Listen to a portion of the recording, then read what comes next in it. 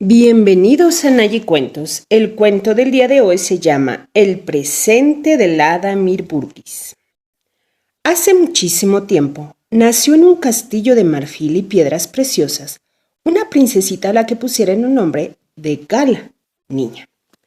El día del bautizo fue de tanto fasto y esplendor que fue recordado durante muchísimo tiempo. Acudieron también las hadas, sus madrinas, y cada una de ellas otorgó un maravilloso presente a la recién nacida. Titania, que es la reina de las hadas todas, le hizo el don de que sus cabellos pareciesen hebras del mismísimo sol. Cenobe, el hada de la noche, el de que su tez blanca lo fuese tanto como el reflejo de la luna. Y Azulina, el hada de los espacios celestes, el de que sus ojos fueran como dos luceros. Margarel, el hada de los campos y los jardines, hizo que su aliento tuviera el frescor y el aroma de las flores. Orfenia, el hada del ritmo y las canciones, le dio una voz armoniosa y musical. Y Marlinga, el hada de la inteligencia, le comunicó todos los dones de la sabiduría humana. Mirburgis, que quedaba la última, titubeó un instante y al fin decidió a otorgarle un don supremo, el de que con solo pronunciar la invocación Mirburgis y yo viera cumplido cualquier deseo que entonces tuviera. A medida que fue creciendo la niña, aumentó también su belleza, tanto que ni siquiera podían reflejarla los trovadores en sus canciones y poemas.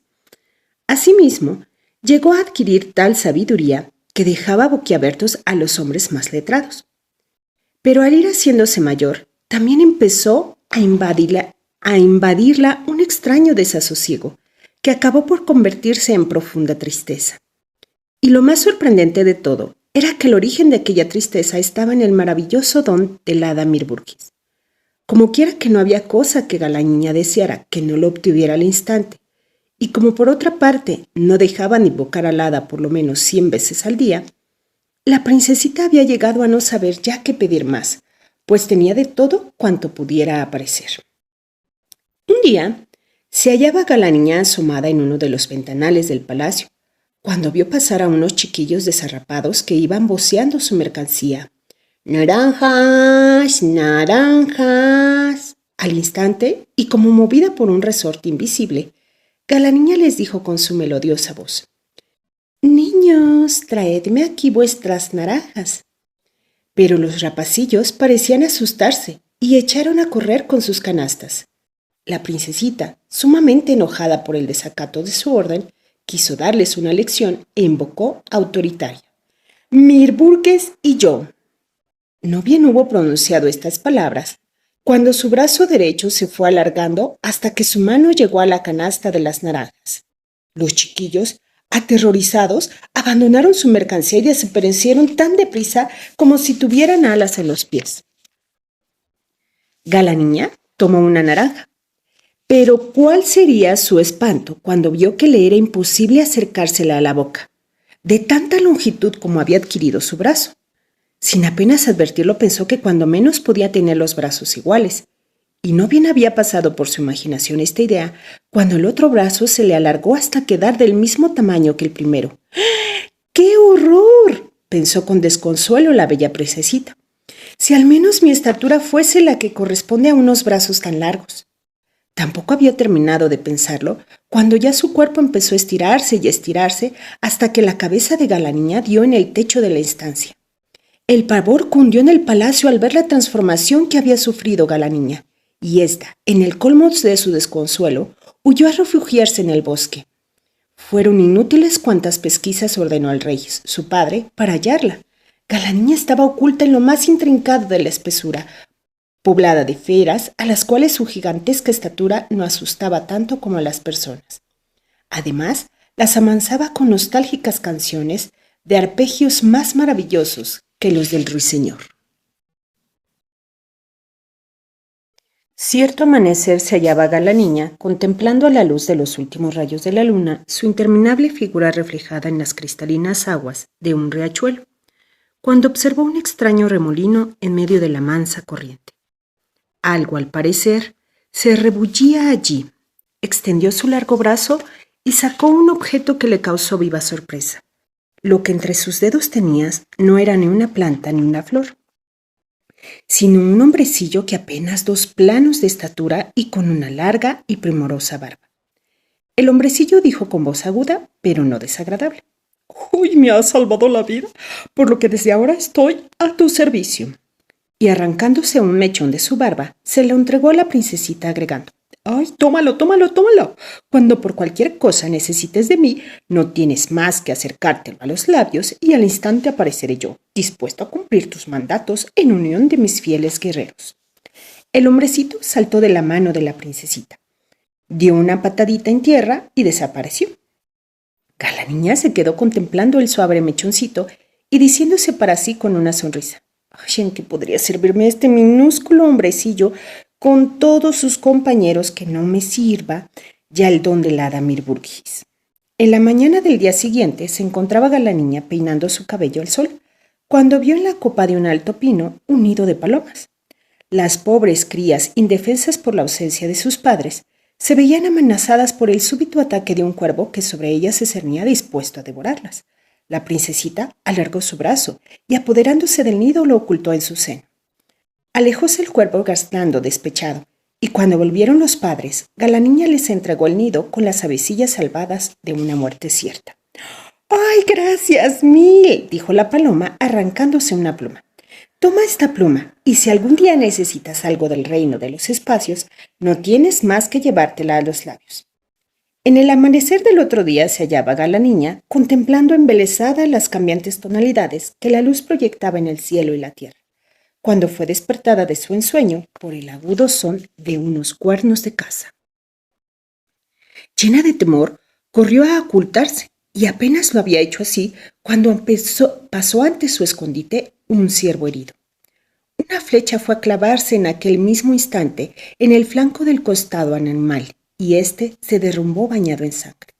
«¡Ay, no, pobrecillo!», pensó la niña.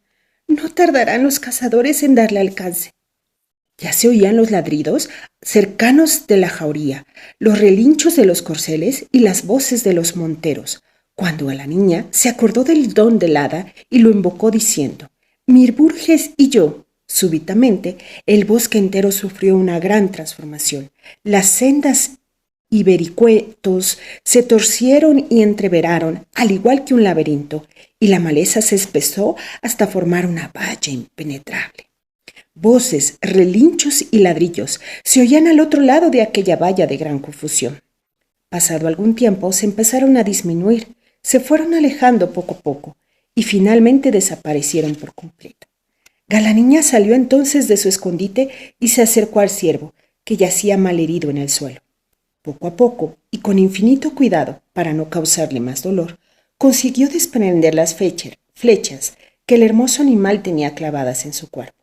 Después lo ayudó a levantarse y, pasándole el brazo por el cuello, lo condujo suavemente a la orilla de un riachuelo. Lavó y curó sus heridas con las límpidas aguas. El ciervo, antes de internarse otra vez en el bosque, abrió los ojos y miró dulcemente a su salvadora. En el mismo bosque donde la niña tenía su escondite, había levantado su cabaña un pastor. Era la estación estival y el pastorcillo, cuando volvía de apacentar sus ovejas en el monte, se sentaba a la puerta de su choza y bajo la estrellada bóveda celeste modulaba en su rústica flauta tiernas melodías. Con su descomunal figura, la niña solía asomarse sin esfuerzo por entre las copas de los árboles para contemplar al único ser humano que desde hacía mucho tiempo se había ofrecido a sus ojos. Pero llegó el invierno y con los primeros fríos el pastorcillo abandonó su cabaña del bosque. La niña sintió un gran pesar al encontrarse de nuevo tan sola. Por último, no pudiendo resistir más su aislamiento, invocó al hada Mirburgis y al instante se encontró en la ciudad.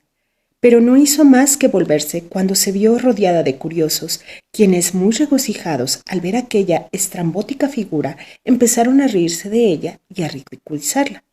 Desilusionada y entristecida, la niña volvió a refugiarse de nuevo en su escondrijo del bosque y pidió ver al pastorcito. Su deseo fue cumplido en el acto, pero el zagal se asustó muchísimo en presencia de aquella gigantesca criatura y puso pies en polvorosa. Enojada, Galaniña gritó: «Ojalá no pares hasta estar en 100.000 leguas de distancia», y luego se echó a llorar. Llegó la noche, y con ella la plateada luna depositó sus rayos en la copa de los árboles, en los senderos, los arroyos y los manantiales.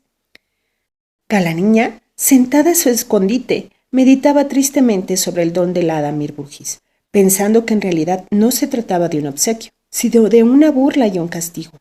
Entonces sacó el mechón de la barba del enanito y se lo acercó a los labios.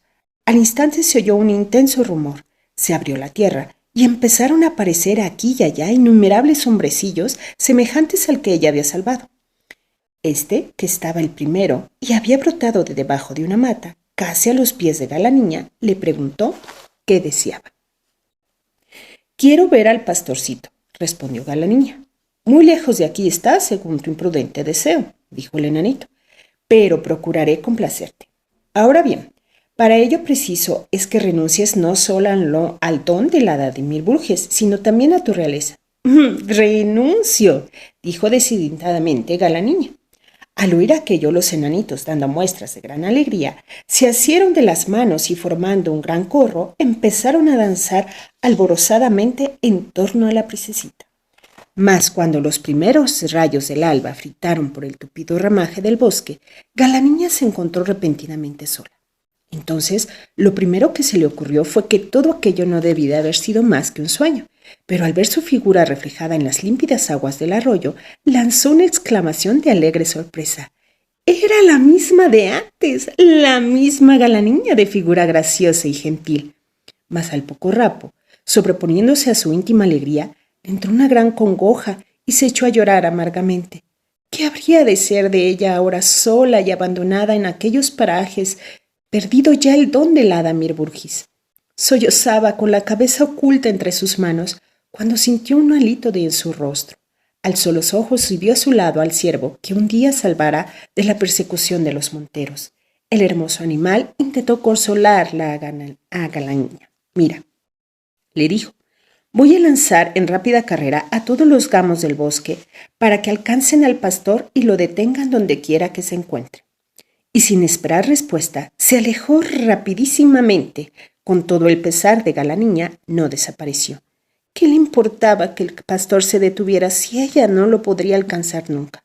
Entonces, una idea cruzó por su mente y, secándose las lágrimas, extrajo de su bolsillo la pluma que un día le diera la paloma y la llevó a los labios. En aquel mismo instante se oyó un rumor lejano que fue haciéndose más intenso a medida que se acercaba. Era el batir de alas de todas las aves del bosque, a cuya cabeza venía la paloma. Galaniña le expuso su deseo de trasladarse al lugar donde se hallase el pastor, y la paloma se dispuso a complacerla en el acto. A petición de la paloma, a la que todas las aves del bosque obedecían, se agruparon y extendieron las alas hasta formar un enorme tapiz volante. Galaniña tomó asiento en él y parte de las aves se colocaron sobre su cabeza formando a manera de un dosel para preservarla de los rayos del sol. Cómodamente sentada, Galaniña fue cruzando los espacios sobre montañas, valles y ríos, hasta que las aves amironaron su vuelo. Descendieron y depositaron a la princesita en tierra, regresando inmediatamente, sin esperar siquiera a que Galaniña le diera las gracias. La princesita se encontraba en la más linda aldea que imaginarse pudiera. Todas sus casitas eran blancas, estaban adornadas con enredaderas y formaban calles bordeadas de césped salpicado de florecillas. Bandadas de pajarillos de variados colores revoloteaban de aquí para allá, trinando alegremente. Sin embargo, no se veía una persona por parte alguna. El son de una musiquilla pastoril se oía a lo lejos, y Galaniña echó a andar en pos de ella. Anduvo largo rato, hasta que finalmente se detuvo a contemplar lo que a sus ojos se ofrecía. En una pradera de esmeralda estaban los habitantes de la aldea reunidos en fiesta. Grupos de mozos y mozas, pastoras y pastores, danzaban a los vivos sones de la gaita y el tamboril. Galaniña miraba y miraba, y de pronto vio algo apartado de un grupo, al pastorcillo del bosque, con la cabeza apoyada en el cuello de un gamo, como escuchando las palabras que éste le decía. El pastorcillo alzó la cabeza y miró también con el rostro resplandeciente de gozo.